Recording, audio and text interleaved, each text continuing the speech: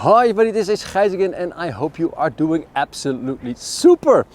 This video is coming from Munich in Germany, and the big holes behind me, it is the place where the biggest trade show in Europe is held, the Ispo. And as you can see on the floor, it's been snowing last night and the air is pretty chilly. So yes, this is the winter Ispo.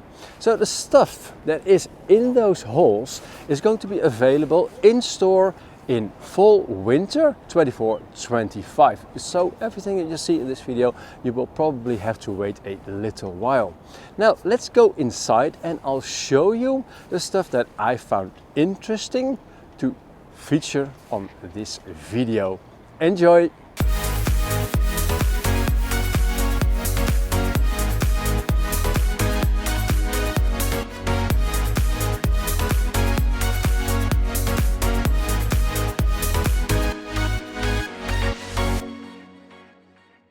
Here at Hanwag, I've got two really nice things for you. The first one is the Hanwag cabin loafer. This is a shoe made out of Tyrolean wood. Well, it's not a shoe, of course, it's a loafer. What we call in the Netherlands a pantoffel, and that's something you might want to Google and translate. But this one, doesn't it remind you of something that I tested in the past? Yes, have a look at the review that I did on the Gore loafer. And then I hope that this one is of a better quality. Now, the other one, which is absolutely nice, is the Klarsby shoe. It's in low and it is in a medium height shoe. And it is a lightweight hiking boot for not too technical hikes. Now, and the thing with this shoe, of course, is that it is a shoe for people with a hallux valgus problem, or, you know, with this big knob on their toes. So this one has got a little bit more space in the front, so that gives some more comfort. And yes, I've had the predecessor at a review, that is the Belorado, and this one is going to be the follow-up of that shoe. So you will be seeing this one, but then in the mud version on my YouTube channel later next year. So that was the news from Hanwag. Now, I like brands that don't take themselves too seriously, and this brand, Paron, is one of them. When you put a sleeping bag on top of a mannequin the other way around, I think that's quite funny and not too serious. But yes, it is a serious sleeping bag and down jacket manufacturer. They're based in Czechia, and they also produce there, of course, all the raw materials they are sent in from all over the world, but they got their manufacturing, just like, for example, Heidelberg, in Europe. And that is something that I absolutely like, because if you are a European consumer, that means that the lines are way shorter than maybe when you get it all the way from China.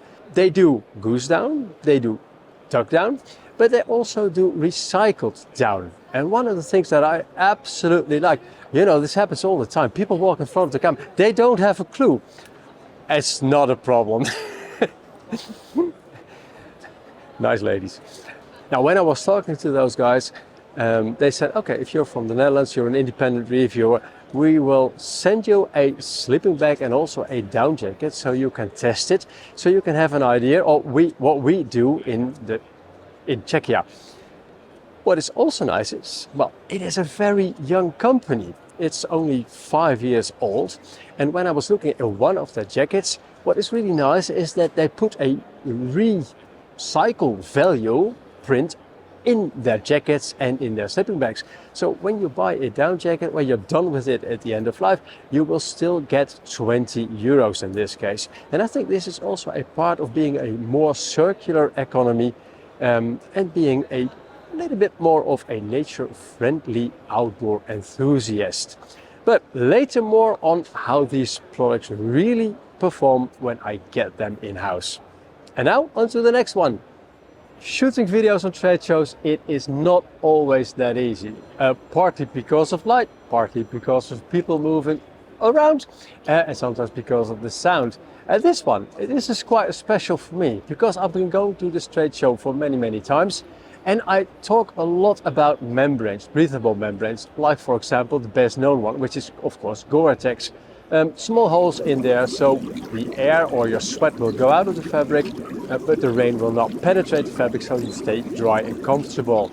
Now this, the Lemon Company, it's actually the first company that I've seen that actually has a membrane on a roll like this, and they put it onto display. And this is the first time that I can actually see how thin the material is. And this is for me, I can't show you this on an image, but when I have my iPhone and I play a little bit of a video, then you can probably see when I put it on top there, it is even so thin that I can use the touchscreen of my iPhone. And you will see behind the image with the bubbles. Now that is how thin a microporous membrane is. And well, if this is going to be for sale, I don't know. They got a display which shows a North Face jacket with a breathable membrane. Maybe it's their membrane, I don't know. It's just something nice to show you. Now, if you've seen my vlog when I was on Ispo, then you've seen a little bit of this. This is a little garden and there are a lot of mushrooms in it. And this is an example that shows what you can do with basically a vegetable or a plant, in this case mushrooms, because every mushroom of course has got these roots, mycelium. And what they do with the mycelium, they grow different stuff out of it. And now you will have to follow me a little bit up to that way to show you what they can do with this.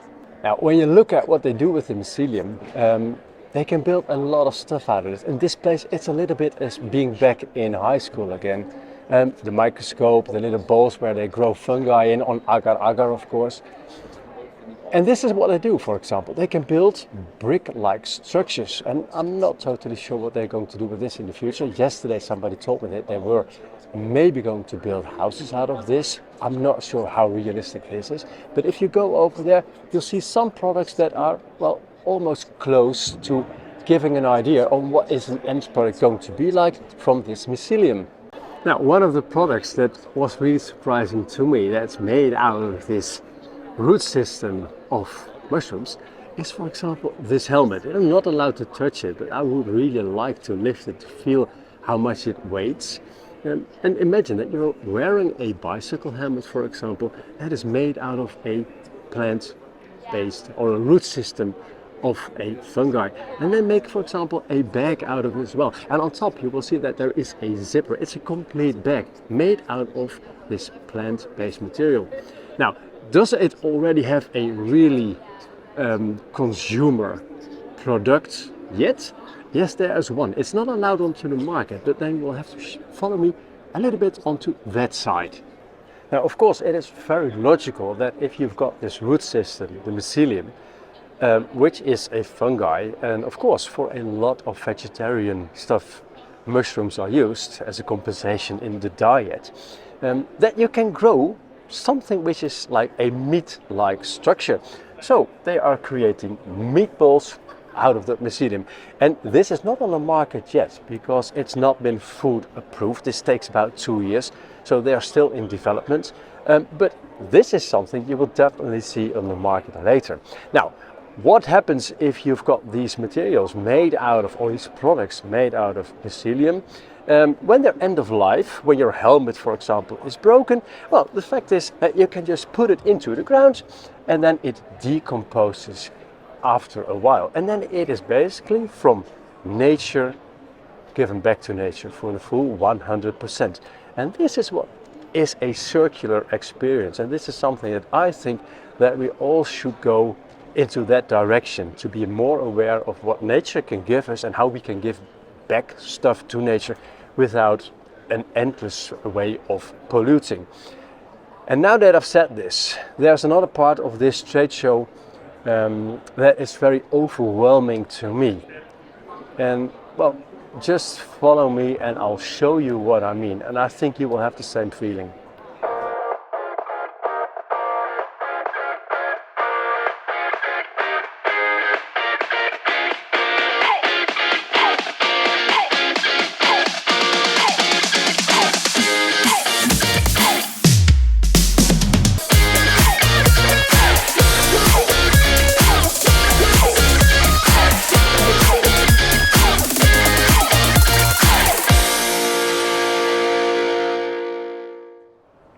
Now, and this is what I'm talking about. This is absolutely mind-boggling. There are so many booths over here. And now you say nothing. Hello! And there are so many friendly people.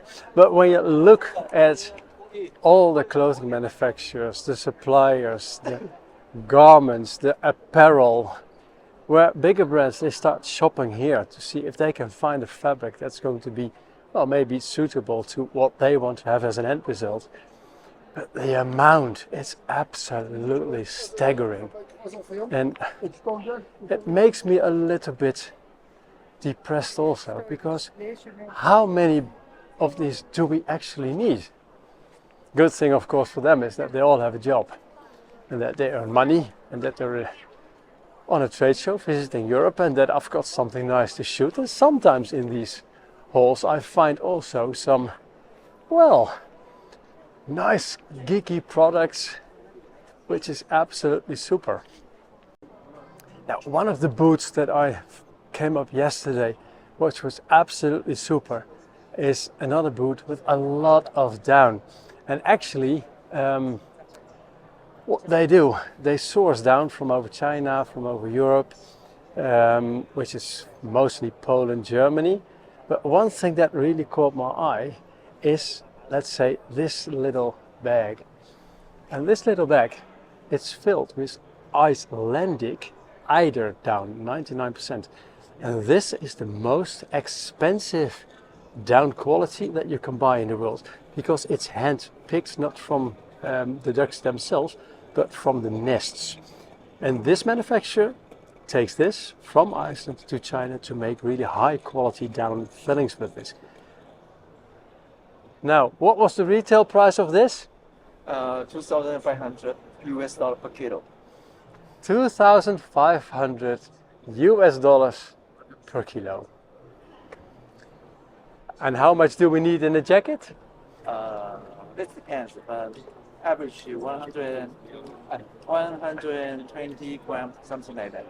120 grams in a jacket, so that's only the down you're getting. So this is what I saw yesterday. We had a chat yesterday and it was absolutely very, very nice. And that's what you see in these hauls also. So there is also positive news to say about this. Now, next to fabrics, there are a lot of hauls filled with sports goods. How many football balls can you have? How many boxing gloves can one have? Well, maybe you don't need boxing gloves. Maybe you need football gloves. They've got it all. And absolutely, this is also a haul filled with this kind of goods. But there's one thing that I would like to show you more. Now, in case you are looking for a fitness device, no problem. This trade show has treadmills, rowing machines, cross trainers, and this is just one of the hauls. This is one thing that I can relate to because my dad used to play table tennis quite well. That's what I like. But again, how many manufacturers do we need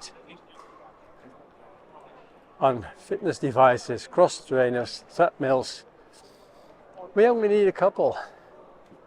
So maybe it's a good thing to start consuming a little bit less. Again, this is too much.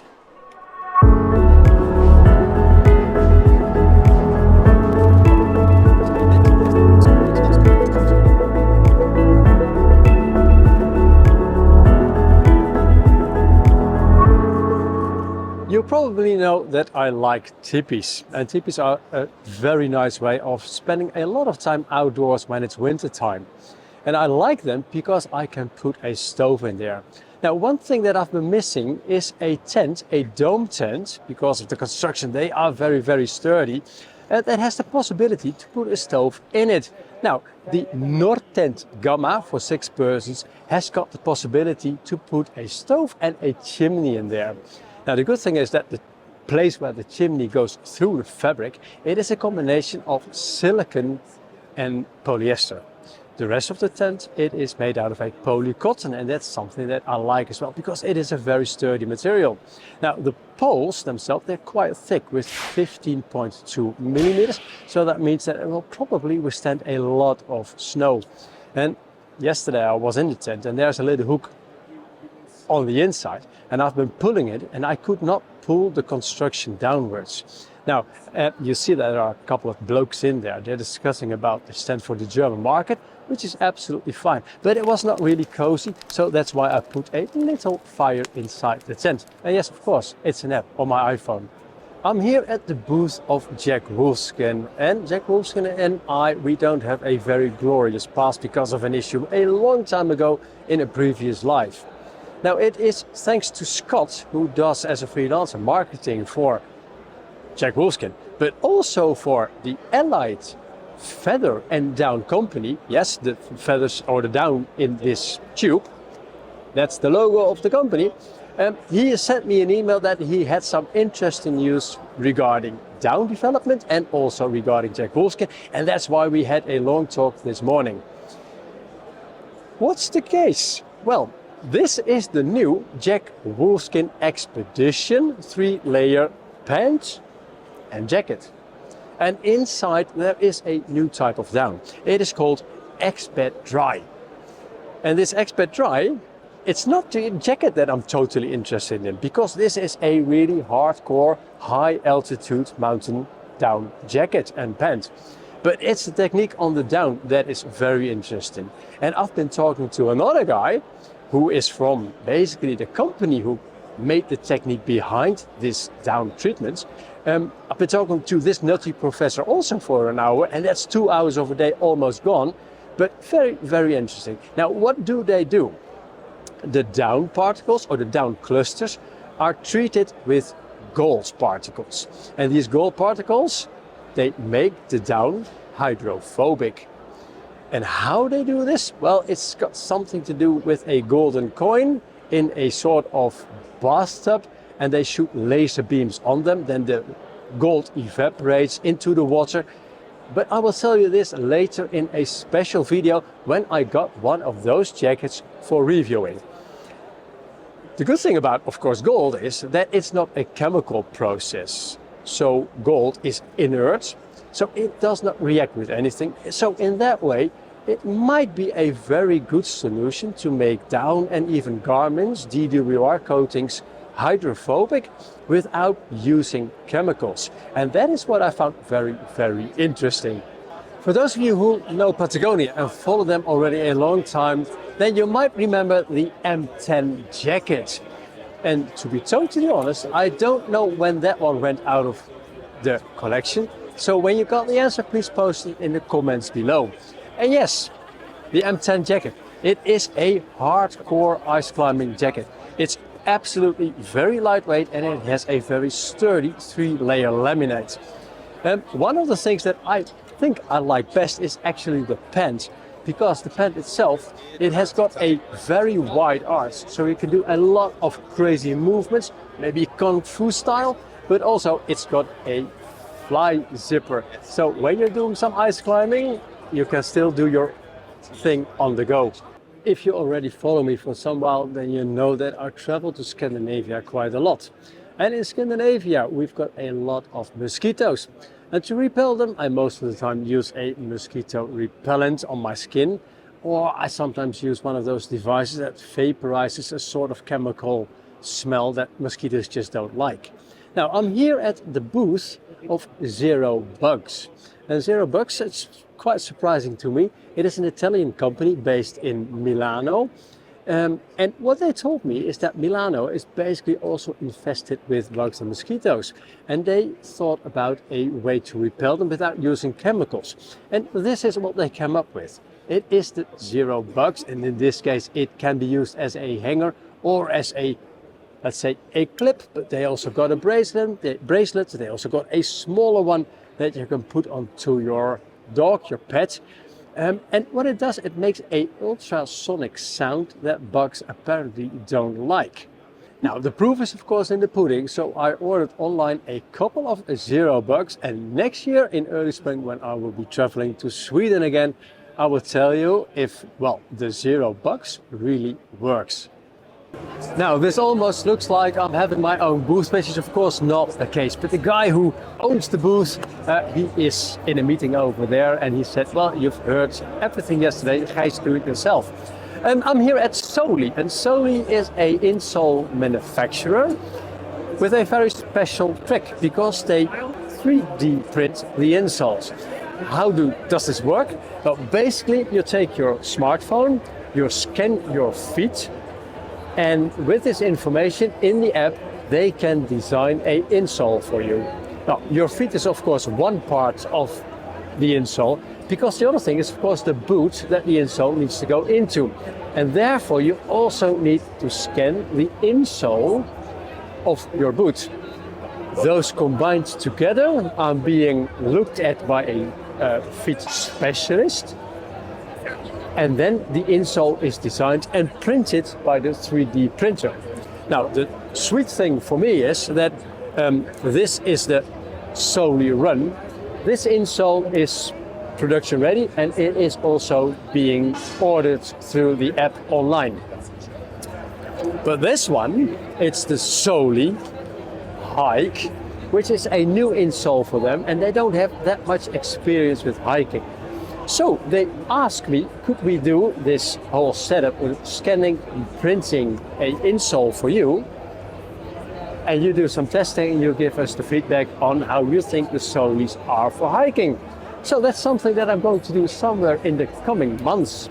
And one thing that you should know is that, of course, this all is printed, but the outside, the soft material, this is a special layer that's of course glued on top of the 3D printed material. And that's Soli insoles. Now, next to me is Maximilian from Flavi. Flavi GmbH. The funny thing is, I was shooting another video somewhere else and he was tapping me on the shoulder. Are you something like a journalist or so? I have got something news. Maximilian, what's the news? The news are we have a new type of helmet. It's a cycling helmet, protects with air cushions. So you have some advantages with this. You don't have the hard shells which you have in classical helmets. You have something flexible. It's more comfortable, and the best thing is you can deflate it. I will show you. And if it's deflated, you can stow it away really compact, and yeah. So in this way you never have your helmet hanging on the side of your backpack or whatever. Yes, or you don't have to leave it at your bike when you're leaving it. Yeah, okay. Just store it in your pocket when you go to the restaurant or shopping, and yeah. And then you take your bicycle pump, and yeah, then you take a inflate it again. bicycle pump, and to what pressure? The pressure will be 2 bars. 2 bars. So 30 psi. Just takes 20 to 30 seconds. And then it's done, and then you have full protection. In the end, it will be safer than a classical helmet because of the new mechanic which absorbs the energy, and it's reusable. If it falls down to the ground, nothing breaks like the structure in a classical helmet. And yeah. So now this is a Kickstarter project? Or Indiegogo? It's on Indiegogo, yeah, a crowdfunding campaign. Last week on the 21st of November we started the campaign, and it's running to the 19th of December, so there's some time to back, and yeah. I wish you good luck. Thank you. Because it's nice if you see a feature. You know, the Dutch, we're keen on bikes, but nobody likes to wear a helmet. I do wear a helmet. A lot of people don't like wearing a helmet. This might be a solution. Thanks again. Thank you. I'm here at the booth of Gore, or as you might know, Gore-Tex. And Gore-Tex, of course, look at the videos on my YouTube channel about breathable membranes and waterproofness. Gore-Tex is a waterproof, breathable membrane. And that means that basically sweat can pass the membrane while water drops can't go through it. And that's how we stay dry and how we stay comfortable. Now, about 2 years ago, Gore introduced that they were going to go into a new direction. Because the Gore-Tex membrane, it is PTFE, which is Teflon. And that's a material that we don't want in nature anymore. It's going to be banished from probably the industry. So we're trying to get rid of this. And of course for Gore, this is a huge challenge to exchange basically, or to find something new that can do the same as PTFE, but without the, let's say, environmental consequences. Now, last year they introduced a new membrane, and it's called EPE. And EPE is expanded polyethylene. And if you look at the PE part, and maybe I'm getting a little bit too technical, but hey, it's important to know this.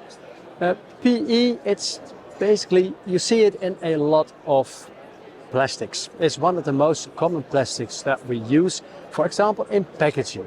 Now, the E part, it means it's expanded. So basically it's expanded in this direction, so it gets porous. So it does the same basically as the ePTFE membrane.